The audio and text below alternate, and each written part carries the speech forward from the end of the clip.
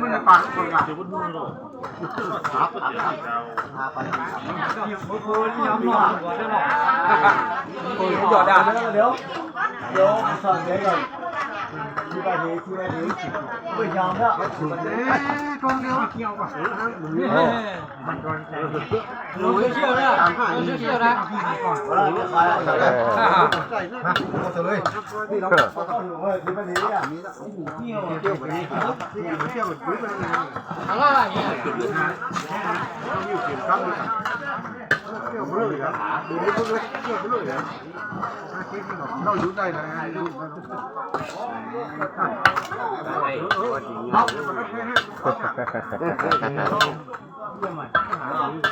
ใครจะส่งเนาะส่งไม่หมดอ่ะ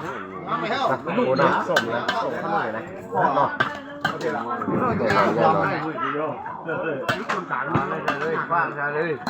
ช่เมื่อไหร่ใช่เลย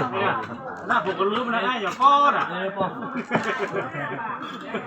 บ่จะใครบ่